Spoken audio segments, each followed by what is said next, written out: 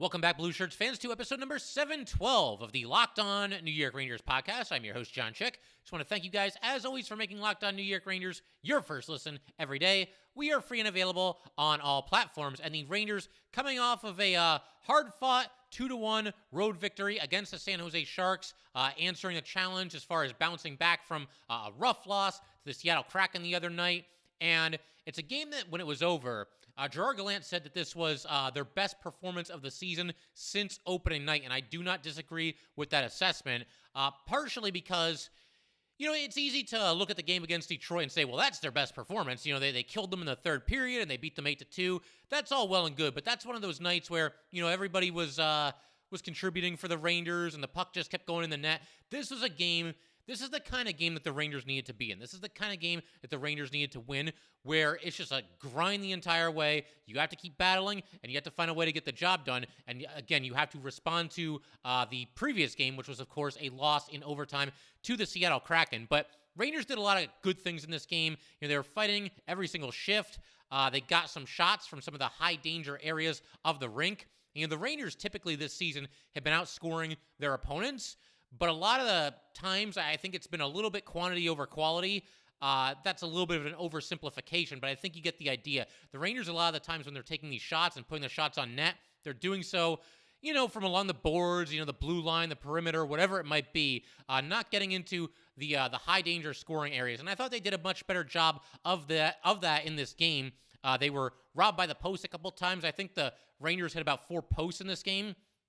So that was pretty crazy. But, they outshot the Sharks 43-23, out-hit them 32-19. Not a lot of turnovers, no mental lapses. Here's something that I thought was awesome in this game. I thought the Rangers started all 3 periods very, very well, and that's something that has been an issue at times this season. A lot of times when the Rangers have some lackluster play, it tends to be at the start either of a game or the second period, or the third period. I thought the Rangers were pretty sharp in all 3 periods, especially the third period when, the game was scoreless and the Rangers needed to find a way to win this game, and they were eventually able to do that. But nice to see the Rangers sharp, like I said, at the start of all the periods. Thought they did a really nice job staying out of the penalty box. They only took the 1 penalty, and even that one was kind of, there was some gray area. Carpenter got his guy along the boards, and the Sharks, they wanted 5 minutes. The Rangers didn't think it was a penalty at all. Carpenter ended up kind of driving his guy into the boards, kind of got him in the head a little bit. But part of the reason for that is that his opponent kind of turned at the last second there. So I don't think it was a dirty play by Carpenter or anything. You had the Sharks go after Carpenter after the play. And, that's par for the course. That's just how it's going to go. But, that was the only penalty that the Rangers took. But, you watch this game progress, and they just never had any let up. They were fighting for pucks along the boards the entire night, competing hard every single shift. It was not perfect. You'd like to see them finish a few more scoring chances. You'd like to see some more guys step up as far as secondary scorers are concerned. I guess Gauthier counts. He got the goal that broke the scoreless tie late in the third period.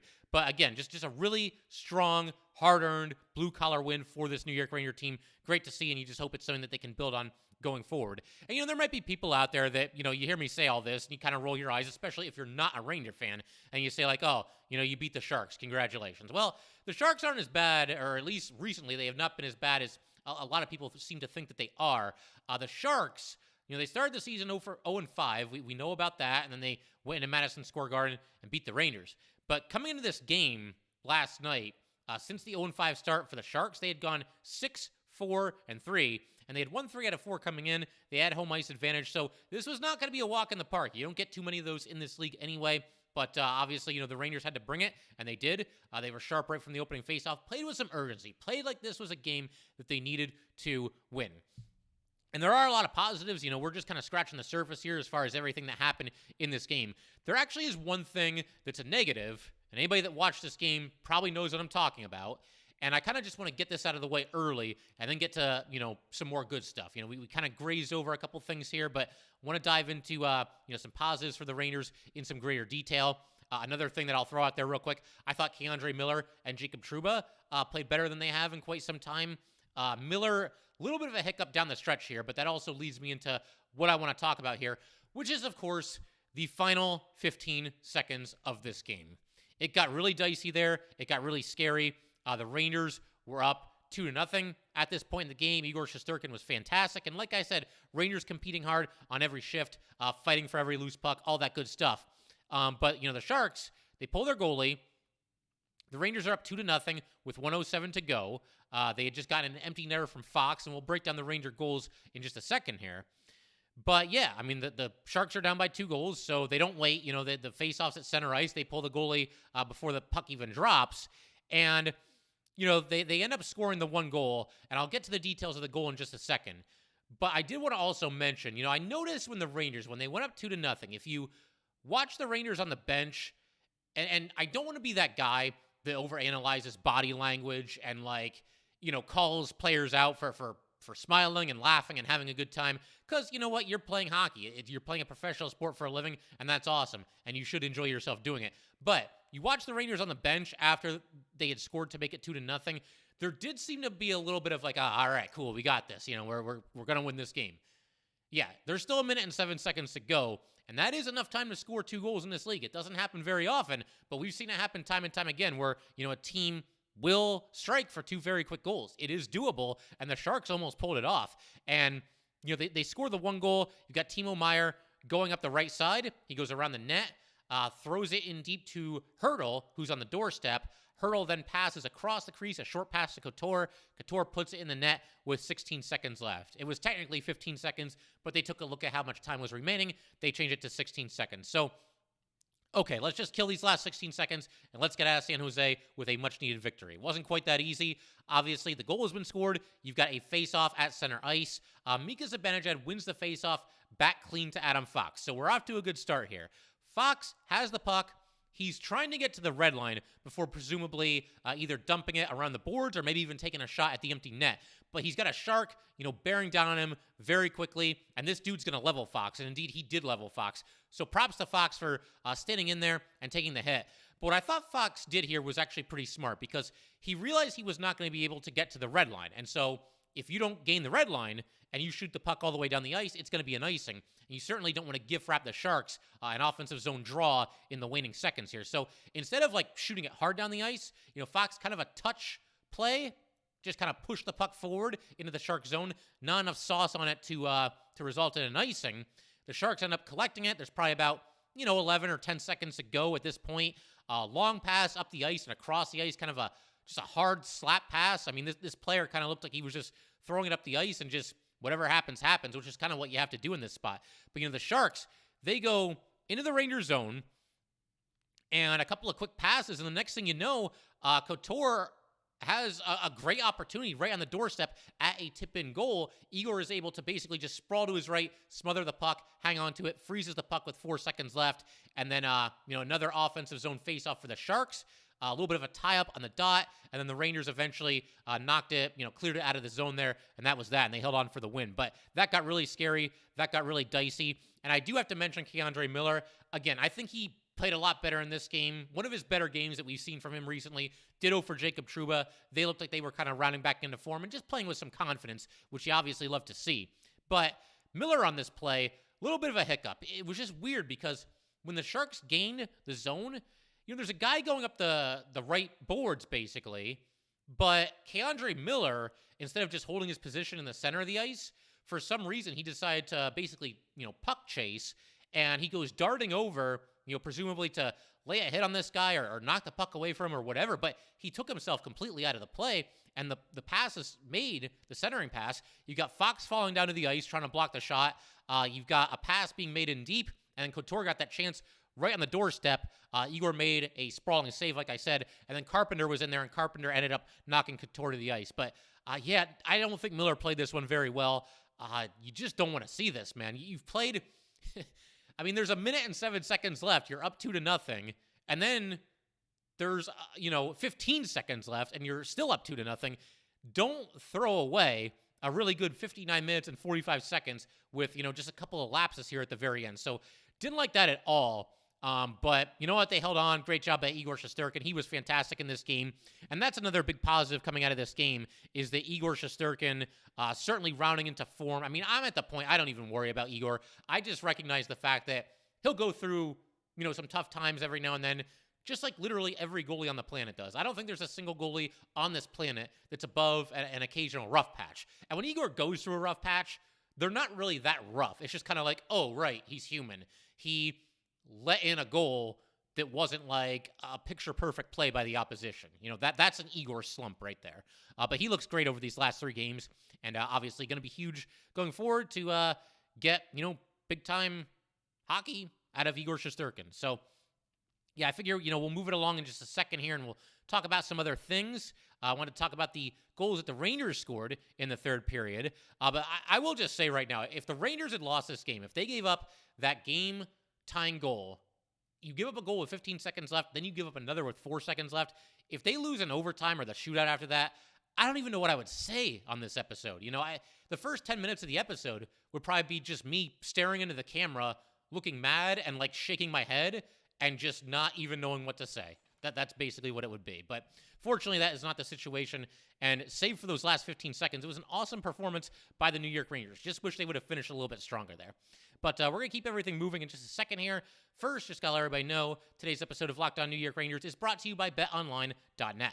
BetOnline.net is your number one source for sports betting info, stats, news, and analysis. Get the latest odds and trends for every professional and amateur league out there, from football to basketball to soccer to hockey and esports. We've got it all at BetOnline.net. And if you love sports podcasts, you can find those at BetOnline as well. We're always the fastest and easiest way to get your betting fix. Head to the website today or use your mobile device to learn more. BetOnline, where the game starts. All right, we just want to thank you guys, as always, for making Locked On New York Rangers your first listen every day. We are free and available on all platforms. We'll get back to this game in just a second. I want to talk a little bit about the goals that the Rangers scored here, and we will do that, like I said, in just a second here. But I did want to mention one other thing. During the pregame festivities, it was Hockey Fights Cancer Night, which is something that the NHL does every season. Always a really cool thing. I think, if you probably know somebody, or you know somebody who knows somebody, or maybe even you yourself are a cancer survivor, or you're battling right now. And if that's the case, all the best to you. And obviously, it's a really nice thing that the NHL does here. I thought it was a nice touch at the start of the game, before the opening faceoff, obviously. You had the starting lineups for both teams on the ice, but instead of them all standing at their own blue line, which is what they usually do, all 12 players, I think the goalies were there. I know for sure all 10 skaters were there. But everybody was at the red line, and they were standing, Shark, Ranger, all next to each other, kind of like, we're all in this fight together kind of thing. I thought that was a nice touch. And they also did something where, everybody put their cell phone lights on. So that was, a cool visual as well, but just kind of a moment of solidarity, a moment of, reflection, whatever it might be. But yeah, obviously a really nice thing that the NHL does here. I was a little bit disappointed that MSG cut it off, and I realized, they have to go to break when they have to go to break, but I would have liked to have seen a little bit more of the pregame ceremony there. Unfortunately, we were not able to. But as far as getting back to this game here, so Julien Gauthier, he scores a goal, snaps the scoreless tie with barely over 6 minutes remaining. He scores on a deflection. You get a face-off win by Carpenter in the offensive zone. And, Carpenter, again, we've talked about him not too long ago. His upside is extremely limited. He's one of those guys that's there to round out the roster and hopefully give you some decent minutes on the bottom line. I was going to say bottom six, but Carpenter, let's be real, he's going to be on the bottom line pretty much night in and night out, if and when he's in the lineup, and kill some penalties as well. But he did a great job here. That's kind of his MO, that he's a good face-off guy. He won the face-off clean. You've got it back to K-Andre Miller. Miller over to Jacob Trouba. Trouba lets it rip from kind of the blue line area and the center of the ice, and there's Julien Gauthier, and he deflects it, and it goes into the net. And it was interesting because Gauthier, the way he deflected this, his stick was up pretty high. I was surprised the Sharks didn't look at this or didn't ask the refs to look at it. I do think it was a legal play, but it was close enough that I would have thought that the Sharks would at least take a look at it. I was kind of holding my breath when this puck went in because, before this, the Rangers couldn't buy a goal. And Julien Gauthier, we know he can't buy a goal. So, it would just stand to reason that if Gauthier scored this goal here, his biggest goal is a New York Ranger, by the way, that it would get looked at and overturned, and just, the snake-bitten trend continues for Julien Gauthier. But this was awesome, just a really nice deflection, and Julien Gauthier, fingers crossed. Again, we just don't know how it's going to go. The tools are there. He's got the size and the strength, And I saw somebody talking about this on social media, and I had kind of forgotten about it, but I think it's something worth bringing up. When the Rangers acquired Julien Gauthier, when they traded for him, they didn't know for sure that Chris Kreider was going to still be a Ranger after that season because the Rangers were not competing that season, and Kreider's contract was going to expire. So when the trade deadline was rolling around, the Rangers had to either extend Kreider or trade him. It was one or the other, and I think they saw Gauthier as kind of like a junior Kreider, and if Gauthier is ever going to ever really get those comparisons to Chris Kreider, then he's going to have to do, frankly, a heck of a lot more than he's done so far in his NHL career. But this was awesome here. We'll see how it shakes out with Gauthier, but I think, anybody that's a fan of this team, you can feel good for Julien Gauthier here. Regardless of how you might feel about him, you might think that, okay, well, he scored here. He's not going to get any points in the next 10 games. It's possible. It's also possible that maybe he's starting to put the pieces together a little bit. We shall see. But that is not an exaggeration. That is the biggest goal that Julien Gauthier has scored for the Rangers since he's been a Ranger. They had to win this game. You can't be dropping games left and right, kicking off this road trip. You had to respond to the rough game against the Kraken. And not only is it Gauthier's biggest goal as a New York Ranger, this is probably the biggest goal that the Rangers have scored all season. You don't want the season to get away from you. The Rangers played too darn good in this game to lose this game. I thought certainly they had the better of play, but you're stuck in this, scoreless tie late in the third period, and there's Julien Gauthier, Johnny on the spot, redirecting the shot by Jacob Trouba, goes into the net, and the Rangers lead 1-0. Technically, it's not the game-winning goal because Fox scored an empty netter, and then the Sharks got one back. So Fox got the game winner. But for all intents and purposes, Julien Gauthier with the game-winning goal. I mean, the Sharks' net would have never been empty, had this goal not gone in. So I know technically Fox has the game winner, but again, for all intents and purposes, Julien Gauthier with the game winner here, and very possibly the biggest goal that the Rangers have scored all season. So, Rangers still up 1-0, getting late in the third period even later, and, about 2.5 minutes left. I thought for sure they were going to score here. Kreider was up the left side, centering pass to his right to Jimmy Vezina, and just an absolutely just fantastic save by Reimer. Reimer, full glove extension, robs Jimmy Vezina on the doorstep, so that was unfortunate. But yeah, it is what it is. He stopped him, and at that point in the game, the Rangers still just up 1-0. And then the Sharks have their goalie pulled. Rangers are, bringing the puck into the attacking zone. Kreider's got the puck up the center of the ice, and he's got to shoot here. I mean, I know he wants to be selfless and set up his friend, and Jimmy Vezina could probably use a goal. He hasn't really had a lot of points this season, which isn't that much of a surprise. But being selfless, probably to a fault, getting it to Vezina, and Vezina's got a tough angle, and he's not able to score. Rangers maintain control of the puck. It comes to Mika. Mika's trying to get it to Kreider, it would seem, and it deflects off the skate of a Shark back to Fox, and Fox has got it at the blue line, and he throws it at the net, and it goes in. Logan Couture was basically doing a goalie impersonation this entire time, and he was doing what he could to try to block it, was not able to do so, but that put the Rangers up 2-0 and set the stage for all that insanity that happened at the end there, which, my God, if the Sharks had tied that game and gone on to win it, I should stop talking about it. That's messed up. I need to just stop talking about that. But yeah, we're going to keep everything rolling in just a second here. First, though, I do want to let everybody know that today's episode of Locked On New York Rangers is brought to you by SimpliSafe. Did you know that over the holidays, property crimes like burglaries and package thefts spiked nationally? That's why our friends at SimpliSafe Home Security are offering 50% off their award-winning security system so that more families can feel safe and secure this holiday season. Order your SimpliSafe system for half off today and enjoy advanced security and greater peace of mind this holiday season. Here's why we love it. SimpliSafe was named the best home security system of 2022 by U.S. News and World Report for a third year in a row. In an emergency, 24/7 professional monitoring agents use Fast Protect technology exclusively from SimpliSafe to capture critical evidence and verify that the threat is real so you can get priority police response. SimpliSafe is whole home security with advanced sensors for every room, window, and door, HD security cameras for inside and out. With top-rated SimpliSafe app, stay in complete control of your system anytime, anywhere, arm or disarm, unlock for a guest, access your cameras, or adjust system settings. Do not miss your chance to save big on the only security system that we recommend. Get 50% off any new SimpliSafe system at simplisafe.com/LockedOnNHL. This is their biggest discount of the year, so do not wait. That's simplisafe.com/LockedOnNHL. Locked On NHL.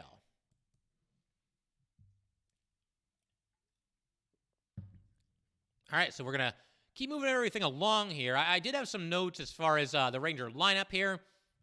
They kept the forwards the same. I thought maybe Vitaly Kravtsov might slot into the lineup, given the fact that the Rangers could use an offensive spark. Then again, there's probably some people that are hearing that and saying, well, Kravtsov has all of 1 assist in 6 games. That's true, but I think as far as upside is concerned, and scoring is concerned, and we've talked about the importance of this team finding some secondary scoring, I think Kravtsov has a better chance of, despite his slow start and despite the injuries that he suffered, having better offensive numbers at the end of the season than guys like Carpenter, guys like Vezina. Although Vezi's played well lately, I wouldn't even consider bringing him out of the lineup, to be completely honest.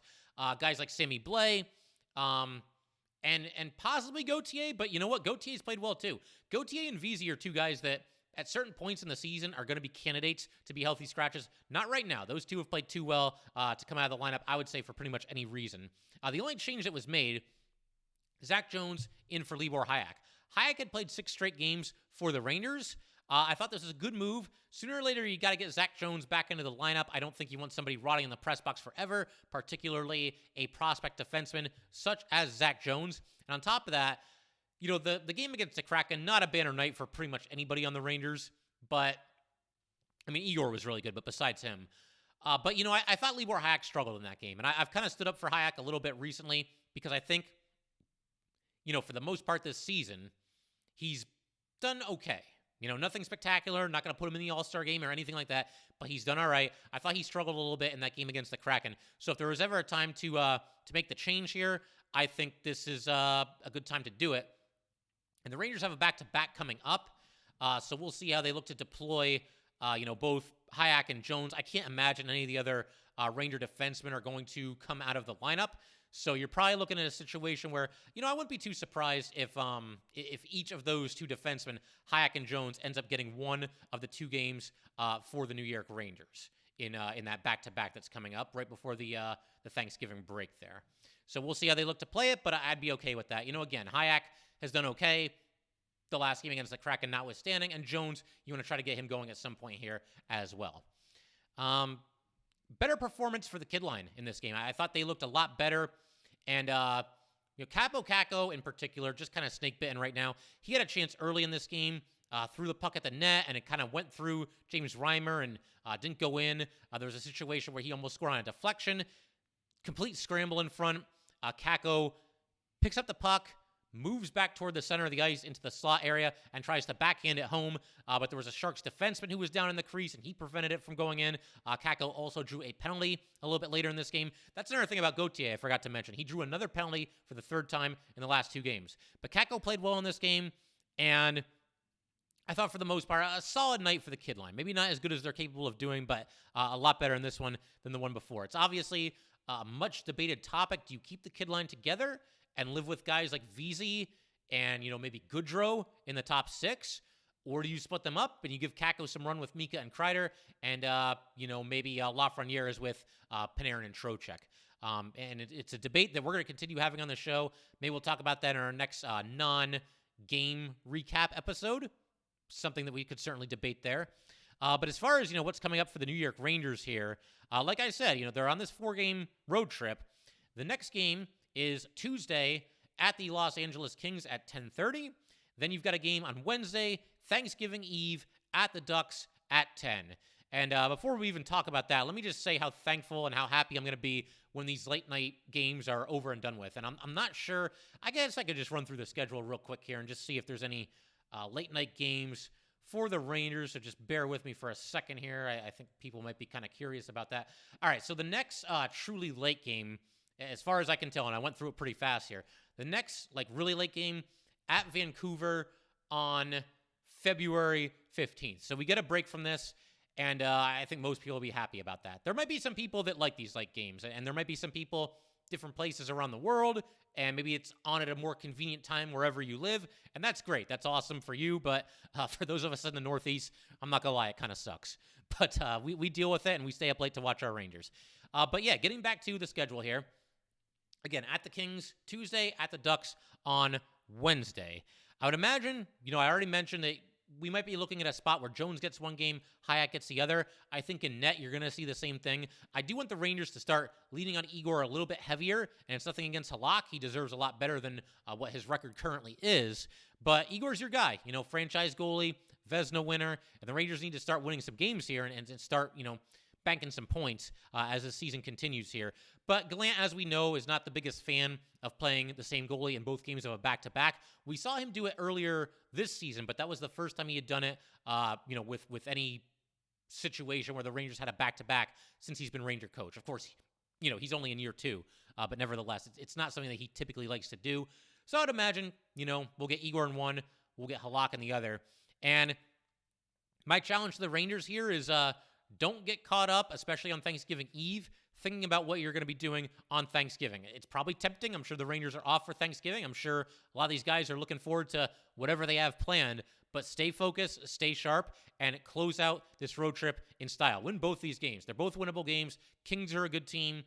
Ducks, not so much. This has a chance to be 2 wins for the Rangers, though. And after the, really rough loss to the Kraken, I said, it's a lot easier said than done, but if you can win 2 of the next 3 games on this road trip, then that would mean that you've gotten 5 out of the 8 points possible on the road trip as a whole. And that's a nice road trip, and now, you're looking at a spot where that's very doable, and maybe you can even do better than that. We shall see. But I figure we could pretty much call it there for today, guys. Once again, if you'd like to get in touch with this podcast, please send an email to lockedonnyrangers@gmail.com. Once again, that is lockedonnyrangers@gmail.com. And definitely give us a follow on Twitter as well, @LO_NY_Rangers. Once again, that is @LO_NY_Rangers. And definitely subscribe to Locked On New York Rangers YouTube channel. And scanning my notes real quick here, there was one other sequence I wanted to talk about, and it was kind of a hard luck sequence for the Rangers. They're on the power play. You've got Trocheck in front of the net. He takes a high stick to the face. Nothing is called. Then you have Adam Fox taking a shot. He hits the crossbar. Then you have Panarin taking a shot, and he hits the post. Or it might have been the other way around, but 2 players for the Rangers drawing iron in the span of 3 seconds after there was a penalty that should have been called against the Sharks and was not called. And the way it's been going lately, it kind of had a little bit of an ominous feel to it. And it's like, man, these guys, they just cannot buy a goal. But fortunately, like I said, the Rangers pulled it off. Julien Gauthier coming through clutch for this team. Adam Fox with what turned out to be the ultra-rare game-winning empty net goal. And then, of course, the Rangers, that crazy scramble in the last 15 seconds. And they hang on, they get the win. And it's time to build on this and get this season off the ground finally. Hopefully it starts with that, the final 2 games of the road trip on Tuesday and Wednesday. But yeah, thanks again for tuning in, guys. And thank you for making Locked On New York Rangers your first listen every day. For your next listen, check out the Locked On Sports Today podcast, the biggest stories of the day, plus instant reactions, big game recaps, and the take of the day. Available on the Odyssey app, YouTube, and wherever you get your podcasts.